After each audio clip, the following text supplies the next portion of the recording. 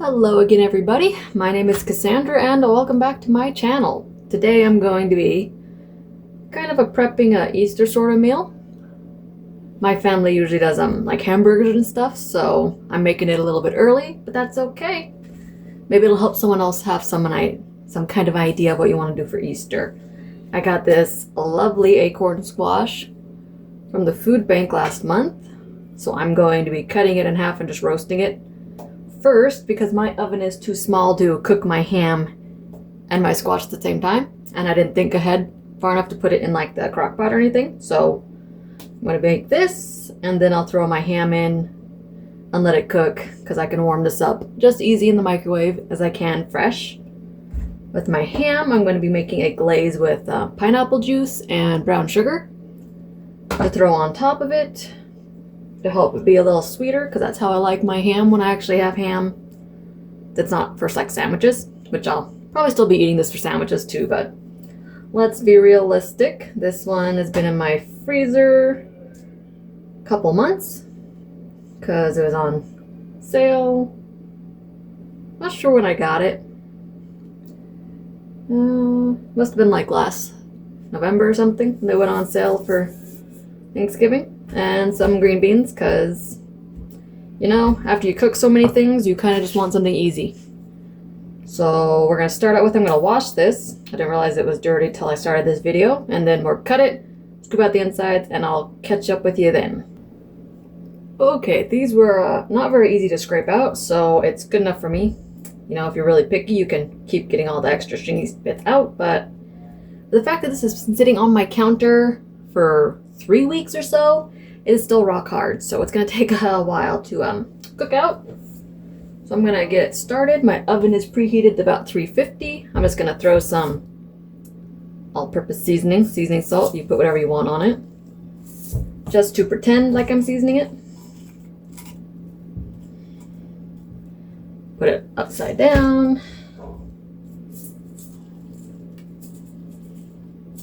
Could of course oil it and do it right side up too. I'm going to add more seasoning after it's cooked, so it doesn't really matter. I sprayed my parchment liner stuff down with some cooking spray so it doesn't stick, and I'm going to let it cook till it gets soft. I don't know how long it's going to take. I'm assuming about an hour. So we're going to go for that, and then we will move on to the ham. Okay, my squash is about halfway cooked, so I'm going to get my ham ready. This bowl is dirty. 1 second. What is that? This one's clean. So I have it out of the package. I drained all the juice. I'm gonna cut some slits in it, and then I'm gonna make my glaze. So if you really want to make it pretty, you could of course make the diamond shape, but I really don't care. And I'm also not sure how long this is gonna take to cook. I'm just gonna cook it until I can start smelling it, and then I'll temp it. Because it's not meant for presentation. Presentation means like putting chunks of cherries and pineapple on it, which you could. I just don't really want to. Slits is mainly so the glaze gets into the ham a little bit more. So we got some slits in it. I made myself a nice little lid with 2 pieces of tin foil. Let's make some. Everything's always in my way. Pineapple juice. I don't know, it's probably outdated. Yep. Whatever. I'm sure it'll taste just fine. Sniff test. Smells fine.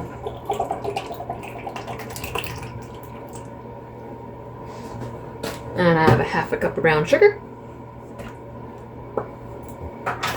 We're gonna dissolve the sugar in the pineapple juice. Probably didn't need the whole thing of pineapple juice, but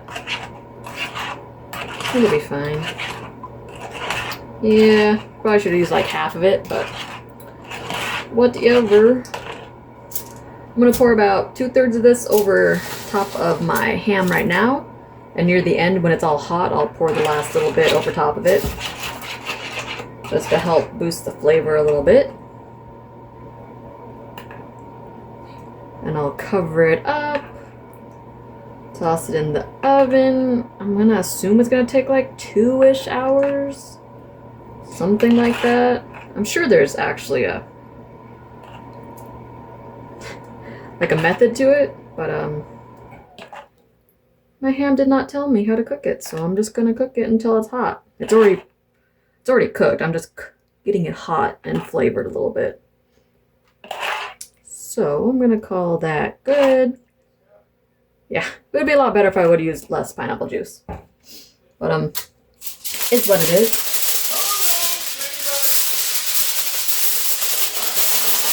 I don't have a roaster with a lid, so pardon the tinfoil.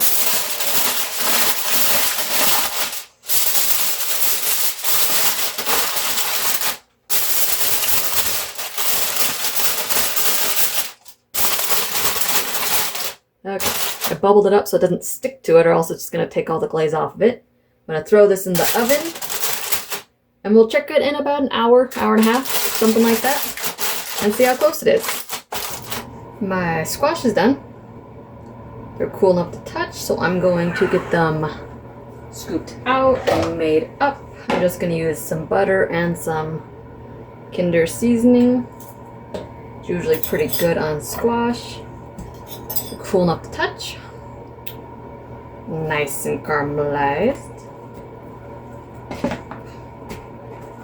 Alright, I'm going to get these scraped out and then we will get it seasoned up. Alright, there is a lot more squash than I thought there was going to be, which is awesome. I'm going to make quite a few meals out of it. I popped what was left of my butter out of that container. There's probably like 2 tablespoons. Gonna let that melt down a bit in the hot squash.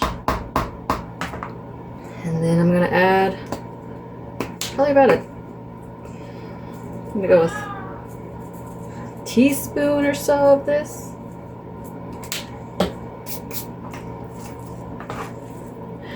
Butter's melting.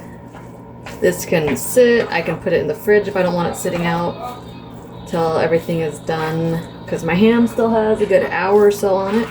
It smells really good though, so that's a good thing. It's gonna take a while for this butter to melt, and that's all I'm gonna do with this. I'm gonna taste it and I might add some more seasonings to it, but it's just a simple mashed squash. Nothing fancy. Just using up what I have to go with what I have. Catch you on a little bit. So my ham is cooking very, very slowly, but the eggs are done. So if nothing else, I can eat those, and that'll be for like warming up later. But as it is, my edges are starting to get a little browny. I'm gonna add the rest of my glaze on it. Throw it back in the oven without the top on. Hopefully that'll help it finish warming up. I want it to be at least like 165, preferably. So I'm gonna let this caramelize on it.